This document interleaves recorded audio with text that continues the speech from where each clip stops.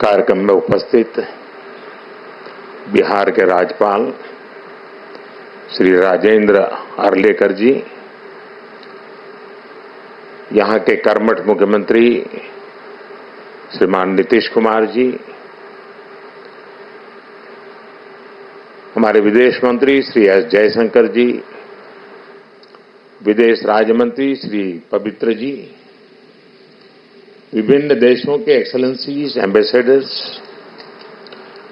Nalanda university के VC professor, students, उपस्थित साथियों, मुझे तीसरे कार्यकाल की शपथ ग्रहण करने के बाद पहले 10 दिनों में ही नालंदा आने का अवसर मिला है।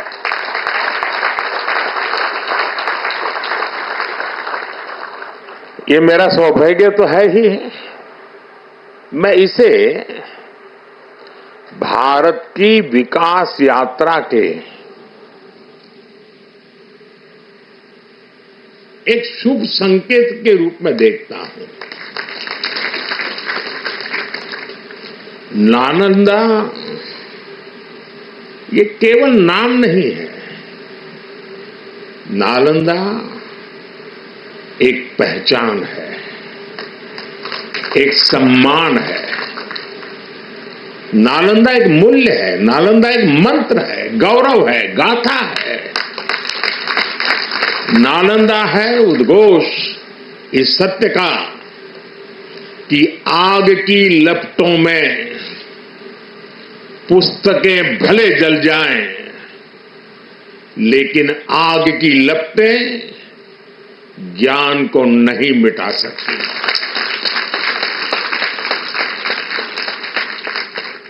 नालंदा के ध्वंस ने भारत को अंधकार से भर दिया था। अब इसकी पुनर्स्थापना भारत के स्वर्णिम युग की शुरुआत करने जा रहा है। साथियों, अपने प्राचीन अवशेषों के समीप नालंदा का नवजागरण, ये नया कैंपस विश्व को भारत के सामर्थ्य का परिचय देगा।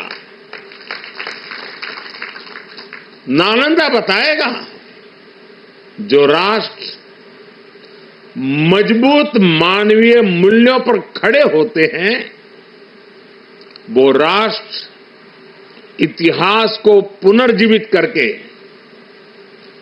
बेहतर भविष्य की नींव रखना जानते हैं।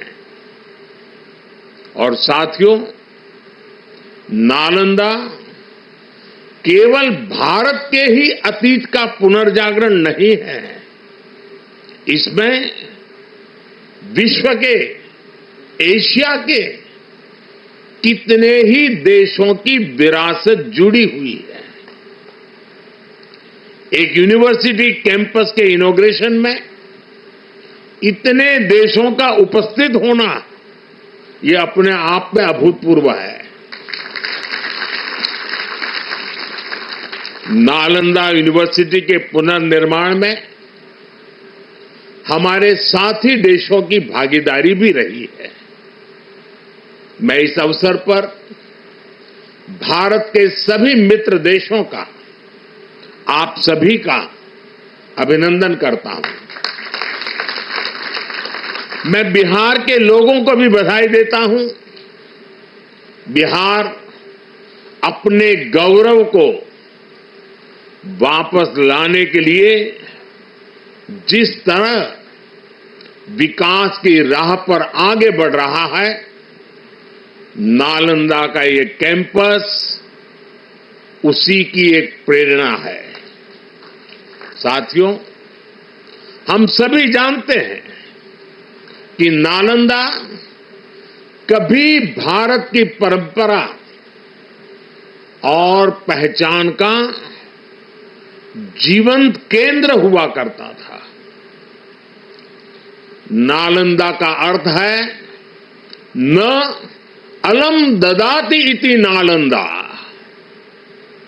अर्थात जहां शिक्षा का, ज्ञान के दान का अविरल प्रवाह हो। शिक्षा को लेकर,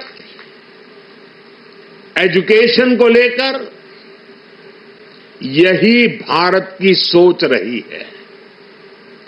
शिक्षा सीमाओं से परे है, नफा नुकसान के नजरिए से भी परे है। शिक्षा ही हमें गढ़ती है, विचार देती है और उसे आकार देती है। प्राचीन नालंदा में बच्चों का एडमिशन, उनकी पहचान, उनकी नेशनलिटी को देखकर नहीं होता था।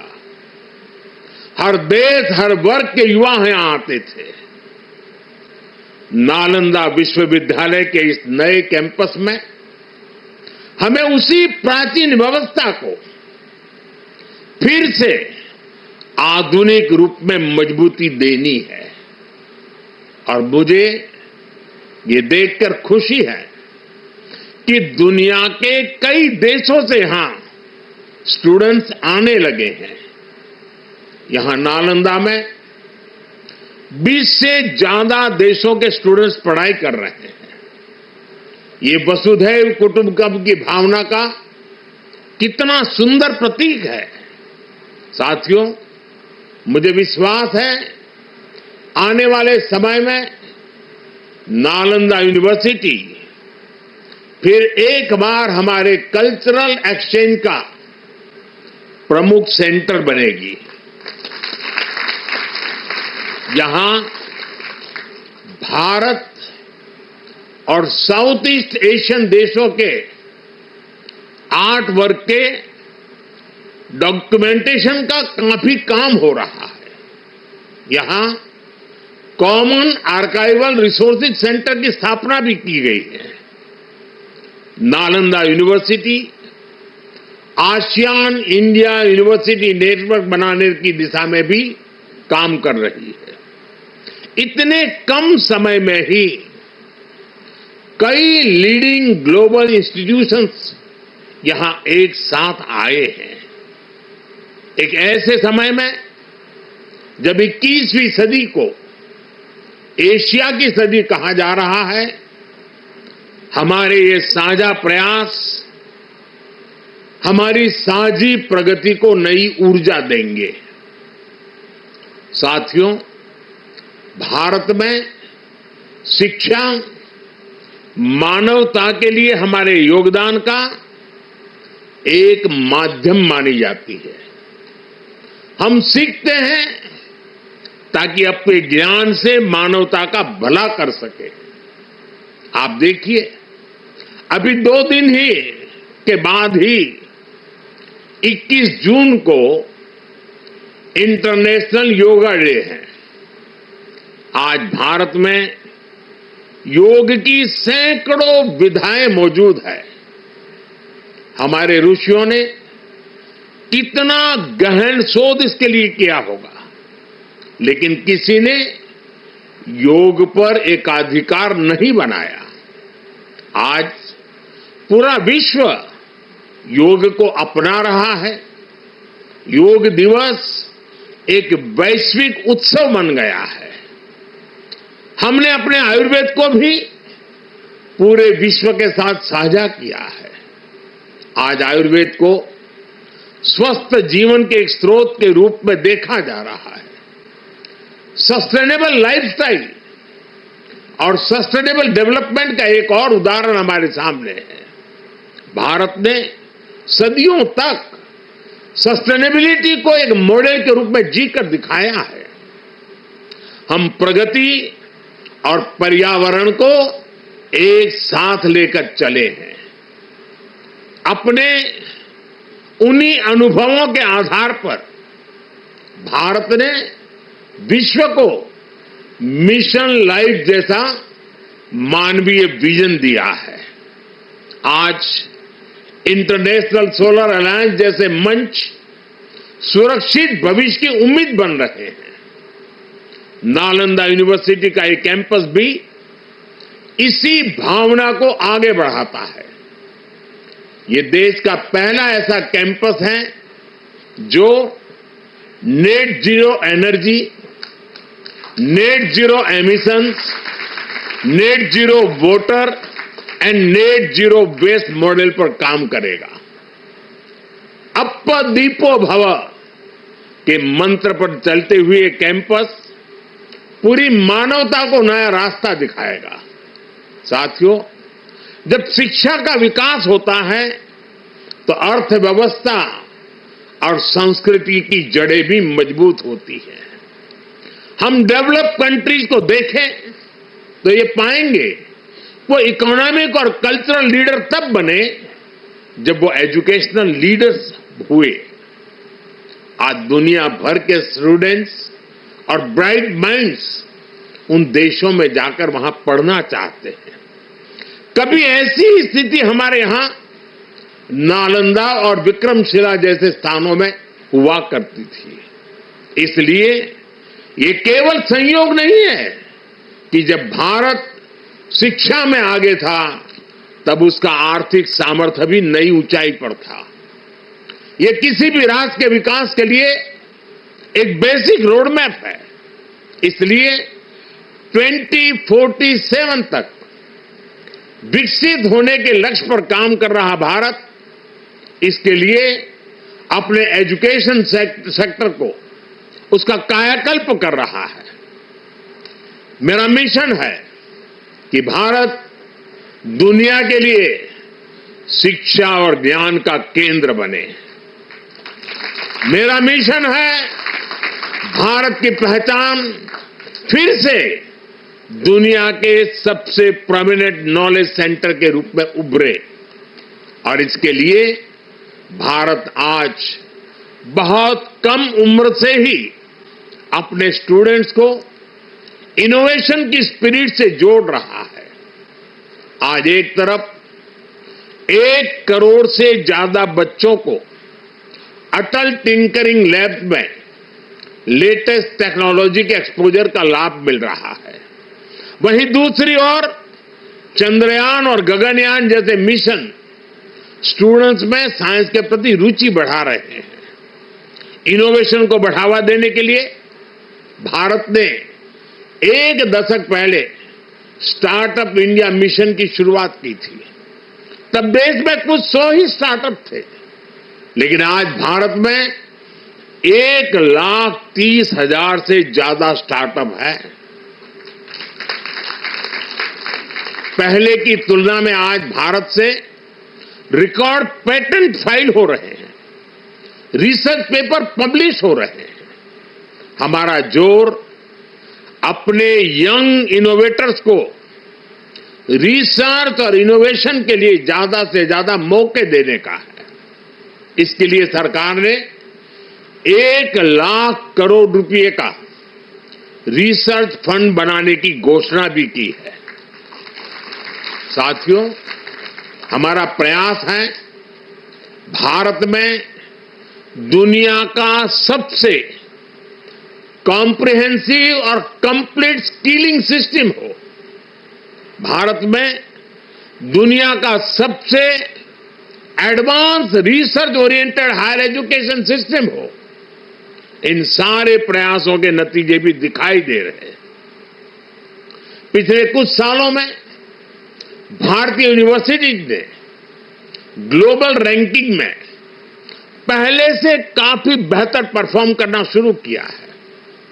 10 साल पहले क्यूएस रैंकिंग में भारत के सिर्फ 9 शिक्षा संस्थान थे। आज इसकी संख्या बढ़कर 46 पहुंच रही है। कुछ दिन पहले ही Times Higher Education impact ranking आई है। कुछ साल पहले तक इस रैंकिंग में भारत के सिर्फ 13 इंस्टीट्यूशंस थे, 13। अब इस ग्लोबल इंपैक्ट रैंकिंग में भारत के करीब 100 शिक्षा संस्थान शामिल हुए। पिछले 10 वर्षों में औसतन भारत में हर सप्ताह एक यूनिवर्सिटी बनी है। भारत में हर दिन एक नई आईटीआई की स्थापना हुई है। हर तीसरे दिन एक अटल टिंकरिंग लैब खोली गई है। भारत में हर दिन 2 नए कॉलेज बने हैं। आज देश में 23 आईआईटीज हैं। 10 साल पहले 13 आईआईएम्स थे, आज ये संख्या 21 है। 10 साल पहले की तुलना में आज करीब 3 गुना यानी कि 22 एम्स है। 10 साल में मेडिकल कॉलेजों की संख्या भी करीब 2 गुनी हो गई है। आज भारत के एजुकेशन सेक्टर में बड़े रिफॉर्म्स हो रहे हैं। नेशनल एजुकेशन पॉलिसी ने भारत के युवाओं के सपनों को नया विस्तार दिया है। भारत की यूनिवर्सिटीज ने फॉरेन यूनिवर्सिटीज के साथ भी कोलैबोरेट करना शुरू कर दिया है। इसके अलावा डीकन और वुलुंगोंग जैसी इंटरनेशनल यूनिवर्सिटीज भी भारत में अपने कैंपस खोल रही है। इन सारे प्रयासों से भारतीय छात्रों को हायर एजुकेशन के लिए भारत में ही सर्वश्रेष्ठ शिक्षा संस्थान उपलब्ध हो रहे हैं।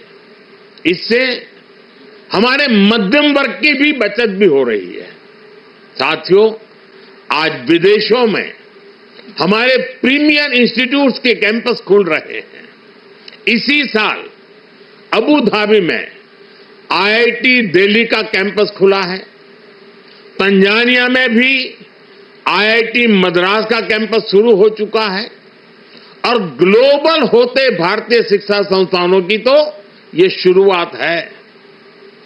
अभी तो नालंदा यूनिवर्सिटी जैसे संस्थानों को भी दुनिया के कोने कोने में जाना है।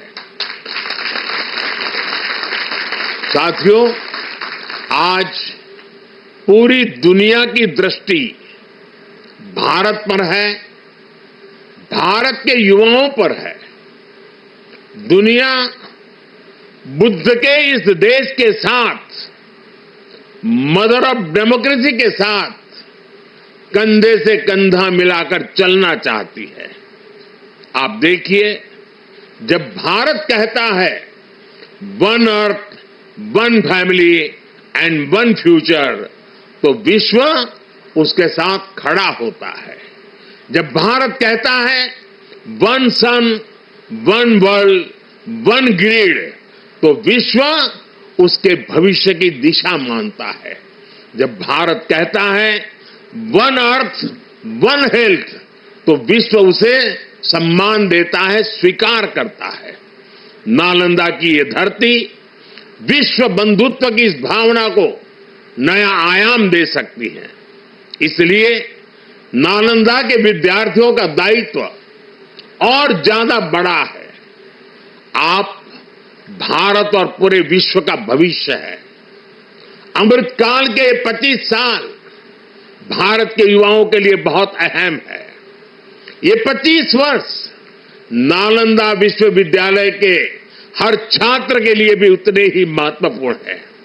यहां से निकलकर आप जिस भी क्षेत्र में जाएं, आप पर अपनी यूनिवर्सिटी के मानवीय मूल्यों की मोहर दिखनी चाहिए। आपका जो लोगो है, उसका संदेश हमेशा याद रखिएगा। आप लोग इसे नालंदा वे कहते हैं ना। व्यक्ति का व्यक्ति के साथ सामंजस्य, व्यक्ति का प्रकृति के साथ सामंजस्य आपके लोगों का आधार है। आप अपने शिक्षकों से सीखिए, लेकिन इसके साथ ही एक दूसरे से सीखने की भी कोशिश करिए।